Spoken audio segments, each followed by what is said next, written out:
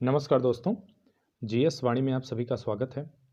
जैसा कि इतिहास की हमारी श्रृंखला चल रही है प्राचीन इतिहास की, उसकी यह अगली वीडियो है। हम अभी सिंधु सभ्यता के बारे में पढ़ रहे हैं, उसके उद्भव विकास की कहानी है। इसमें हम विभिन्न पुरास्थलों की जो भी पुरातत्व स्थल प्राप्त हुए हैं, उन स्थलों के बारे में वो कहाँ पे स्थित हैं, उनकी लोकेशन क्या है, आधुनिक स्थिति क्या है, वहाँ से किस प्रकार के साक्ष्य प्राप्त हुए हैं, इन सारे प्रश्नों का उत्तर हम इस वीडियो में आपको देने वाले हैं।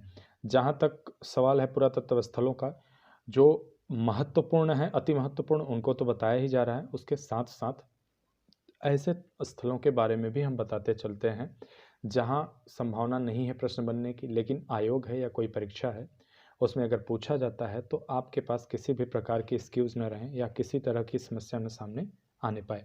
तो इस चीज़ को ध्यान में रखते हुए भी हम हर चीज़ के बारे में डिटेल में बताते हुए चल रहे हैं। यहाँ आपको पिछली वीडियो को ज़रूर देख लें, तो जो स्थल बताए जा चुके हैं उनके बारे में वहाँ आपको मिल जाएगा डिटेल।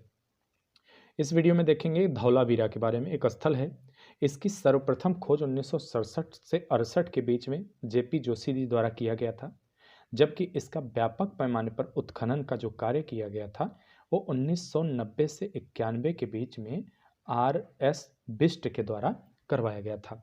यह नगर मुख्य रूप से आयताकार बना था। इसकी जो नगर संरचना थी वह आयताकार थी। जैसा कि पहले भी बताया जा चुका है, सिंधु सभ्यता एक नगरीय सभ्यता थी, बहुत ही विकसित सभ्यता थी।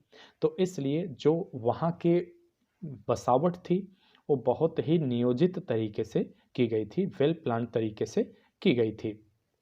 तो अब यह नगर कैसा था? धौलावीरा आयताकार था। और सामान्यतः हम पीछे पढ़ते आ रहे हैं, सभी नगर दो भागों में विभक्त होते थे, पूर्वी पश्चिमी हिस्सा। लेकिन यह ऐसा नगर था जो तीन भागों में विभक्त था। इसमें एक मध्य हिस्सा भी होता था। यहाँ पर एक विशाल जलाशय मिला है, याद रखिएगा। मोहनजोदाड़ो से स्नानागार मिला था, यहाँ से एक जलाशय मिला है। उसका उद्देश्य अलग था और इसका उद्देश्य अलग है। यहाँ से हड़प्पा लिपि के बड़े आकार के 10 चिन्हों वाला एक शिलालेख भी प्राप्त हुआ है। जैसा देखिए, हम पहले भी आपको बता चुके हैं, आप चाहे तो नोट कर सकते हैं इस बात को। कोशिश की जा रही है कि सभी के साथ हम वो चीज़ें ऐड कर रहे हैं, लेकिन कुछ कुछ आपके जो है पीपीटी में वो चीज़ नहीं ऐड हुई है कि कोई भी सभ्यता ज़्यादातर नदियों के किनारे स्थित है। तो मैं सारे जो इस सैंधवकालीन स्थल हैं उनकी और संबंधित नदी के बारे में बोलता जा रहा हूँ। आप चाहे तो नोट कर सकते हैं या आप कंठस्थ कर लें किसी भी तरह से। हड़प्पा रावी नदी के किनारे स्थित था।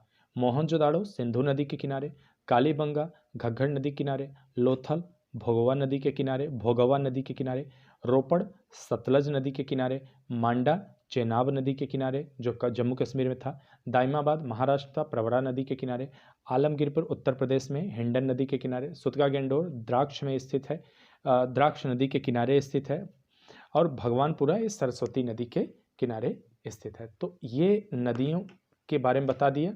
आगे कोशिश की जाएगी कि आपको पीपीटी में ऐड रहे, और होगा ही, उम्मीद करते हैं। तो यहाँ से क्या है, 10 चिन्हों वाला एक शिलालेख भी प्राप्त हुआ है। उसके बाद अब देखते हैं सूतकोटदा। सूतकोटदा क्या है? यह गुजरात के कच्छ जिले में स्थित है। गुजरात के कच्छ जिले में स्थित है। नगर गढ़ी और आवास, यह नगर जो था गढ़ी और आवास इन दो क्षेत्रों में विभाजित था और दोनों प्राचीर से घिरे हुए थे। प्राचीर का अर्थ क्या होता है? जैसे प्राचीर से तात्पर्य होता है कि कोई स्थल है, मान लीजिए, तो ऐसे इस तरह अगर कोई स्थल है तो इसको सुरक्षा के लिहाज से एक दीवार से घेर दिया जाता है, तो इस तरह इसे प्राचीर कह दिया जाता है। ये बाहरी जो हिस्सा है यही प्राचीर है, ठीक है। तो यहाँ था, और यहाँ के कब्रिस्तान से कलश समाधान के साक्ष्य मिलते हैं। मतलब अस्थियों के जो अवशेष बचते थे, जो शव का अवशेष बचता था, उसको एक कलश में रखकर, घड़े में रखकर उसका जो है समाधान किया जाता था, उसको जमीन के नीचे गाड़ दिया जाता था। यहाँ घोड़े के कुछ हड्डियों के भी साक्ष्य मिले हैं। दाइमाबाद की बात करते हैं। दाइमाबाद एक ही चीज़ है, प्रोनाउंसिएशन की बात होती है तो शुद्ध संस्कृत निष्ठ शब्दों में इसको दाइमाबाद बोलेंगे, दाइमाबाद। और यहाँ दाइमाबाद महाराष्ट्र के अहमदनगर जिले में प्रवरा नदी के बाएं किनारे पर स्थित है। यह स्थल सिंधु सभ्यता का सबसे दक्षिणतम स्थल ये माना जाता है। जैसा कि पहले भी मैं बता चुका हूं आप लोगों को, यहाँ एक बार मैं क्लियर कर देना चाहता हूँ कि सैंधव सभ्यता जो थी, जैसे अगर भारत का इस तरह से अगर स्थल हम मान के चलें, क्योंकि देखिए अभी इस तरह ऐसे मान रहे हैं कि बंटवारा नहीं हुआ था, प्राचीन स्थल काफ़ी हिस्सा माना जाता था, तो इस तरह से ये जो है ये हिस्सा होता था सैंधव सभ्यता के जो स्थल हैं, इस तरह विकास हुआ था हड़प्पा सभ्यता का। तो जो दक्षिणतम हिस्सा है इसका, ये दक्षिणतम हिस्सा महाराष्ट्र के प्रवरा नदी के किनारे स्थित स्थल है। तो ये दक्षिणतम हिस्सा इसका है दाइमाबाद। यहाँ रथ चलाते हुए मनुष्य, सांड, गैंडे की आकृति प्राप्त हुई है। इसके अलावा सैंधव लिपि की मुहर, तस्तरी और प्याले आदि भी प्राप्त हुए हैं। अब वो चाय पीते थे कि शराब पीते थे उसमें, बट प्याले प्राप्त हुए हैं। राखी गढ़ी हरियाणा के हिसार जिले में घग्घर नदी के किनारे यह स्थल स्थित है। इसकी खोज 1969 में सूरज भान जी ने की थी। यह 224 हेक्टेयर में स्थित है। इसकी खास बात एक जो जान लेनी है आपके लिए वो ये है कि यह जो है भारत का सबसे बड़ा सैंधव स्थल है। यह भारत का सबसे बड़ा सैंधव स्थल है। तो ये चीज़ आपके लिए जानना आवश्यक, क्योंकि अभी तक भारत जो सैंधव स्थल प्राप्त हुए भारत में नहीं थे जो सबसे बड़े थे, लेकिन यह भारत का सबसे बड़ा था। याद रखिए, बार बार बोल रहा हूँ, भारत का सबसे बड़ा है, ठीक है, ना कि टोटल पूरे जो क्षेत्र हैं। अब रोपड़ की बात करते हैं। तो रोपड़ क्या था? इसकी खोज जो की गई थी 1950 में बीबी लाल जी द्वारा की गई थी। बीबी लाल ने की। यद्यपि उत्खनन कार्य जो किया गया था 1953 से 55 के बीच में, 1953 और 55 के बीच में यज्ञदत्त शर्मा द्वारा की गई थी। यज्ञदत्त शर्मा द्वारा रोपड़ स्थल की खोज उत्खनन कार्य करवाया गया था 1953 से 55 के बीच में। पंजाब में सतलज नदी के किनारे बाएं तट पर, सतलज नदी के बाएं तट पर यह स्थित है पंजाब में। यह आधुनिक नाम इसका क्या है?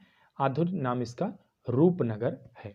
अब यहाँ से जो प्राप्त क्या क्या प्राप्त हुए? एक छुरा प्राप्त है, तांबे का बाणाग्र मिला है और कुल्हाड़ी आदि यहाँ से प्राप्त हुए हैं। इसके अलावा एक महत्वपूर्ण चीज जो प्राप्त हुआ है वो ये है कि यहाँ पर मनुष्य के साथ पालतू कुत्ते के दफनाए जाने का साक्ष्य प्राप्त हुआ। ये अपने आप में थोड़ा सा आप देखिए तो उस समय तक मतलब कुत्ते को मानव का मित्र मान लिया गया था और पालते थे सुरक्षा के दृष्टिकोण से, या उन्हें लगाव था, और वैसे भी कुत्ता होता भी है, उसको लगाव हो ही जाता है।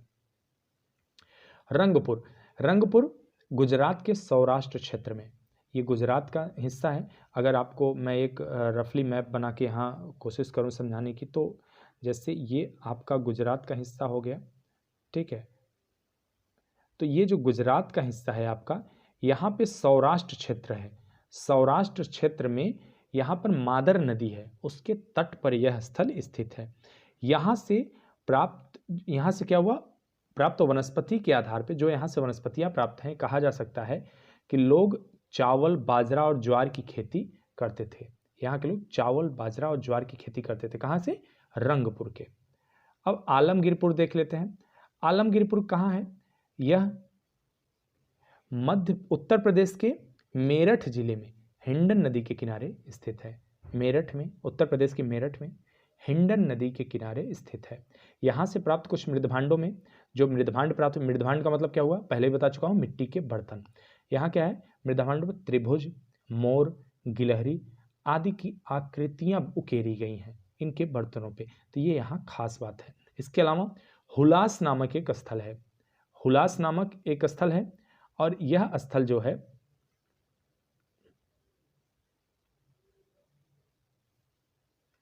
हुलास नामक एक स्थल है और कहाँ चला गया? हुलास नामक स्थल है। कांचली मिट्टी के मनके, चूड़ियाँ, खिलौने, गाड़ी आदि मिले हैं। यह भी स्थल उत्तर प्रदेश में ही स्थित है। उत्तर प्रदेश का एक जिला है सहारनपुर, वहाँ से प्राप्त हुआ है। सैंधव लिपि युक्त एक ठप्पा भी प्राप्त हुआ है। अब ठप्पा क्या? जैसे मान लीजिए कि कोई आकृति बन गई, अब इसमें इस तरह की ये बन गया, इसमें कोई आकृति बन जाए, इसको पकड़ने के लिए एक डिजाइन बना दिया जाए और इसको किसी चीज़ में कलर में डुबो के और ठप्पा लगा दिया जाता था, एक निशान बन जाता था किसी वस्तु पे। तो ठप्पा भी वहाँ से प्राप्त हुआ है। इसके अलावा देसलपुर में एक रक्षा प्राचीर मिला है। अभी थोड़ी देर पहले बता चुका, एक बाउंड्री एक तरह की, देसलपुर नामक स्थान से। तो ये हमारा आलमगीरपुर के साथ ये वीडियो यहीं समाप्त होती है। अगली वीडियो हम लेके आपको मिलते हैं। बचे खुचे 2-4 स्थल और हैं, उसके अलावा हम आगे वहाँ सामाजिक व्यवस्था, आर्थिक व्यवस्था के बारे में हड़प्पा सभ्यता के देखेंगे। तब तक के लिए आप सभी को धन्यवाद। देखते रहिए चैनल पे। अगर नए हैं आप तो सब्सक्राइब कर लीजिए, दोस्तों तक शेयर करिए। और जो यहाँ पे प्राचीन इतिहास आपको पढ़ाऊंगा या जो इतिहास की और वीडियो आने वाली हैं, मध्यकाल या आधुनिक काल, भरोसा रखिए इस वीडियो से बाहर आपको कुछ भी नहीं मिलने वाला है और मैं आगे और बेहतरीन तरीके से एक्सप्लेन करूंगा। देखिए यहाँ एक्सप्लेन करने के लिए ज़्यादा स्कोप नहीं है, ठीक है। तो जो पुरातात्विक स्थल हैं, जो प्राचीन स्थल हैं, इन्हीं के बारे में अभी तक प्रश्न पूछे जा रहे हैं। और यदि आप तैयारी अच्छे से कर रहे हैं, एनसीईआरटी वगैरह पढ़ रहे हैं, तो वहाँ पर आपको व्याख्या मिल जाएगी, वहाँ पे आपको एक नज़रिया मिल जाएगा, एक सोच मिल जाएगा। यहाँ से ज़्यादा तो मिलने की कोई संभावना कहीं नहीं है। यहाँ फैक्ट्स आपको मैं दे रहा हूँ, वो सारे फैक्ट्स दे रहा हूँ जो परीक्षा में संभवतः पूछे ही जाते हैं। तो इनको पढ़िए, जहाँ जहाँ आवश्यकता पड़े विश्लेषण की पड़ेगी आगे, वहाँ हम विश्लेषण करते भी चलेंगे। धन्यवाद।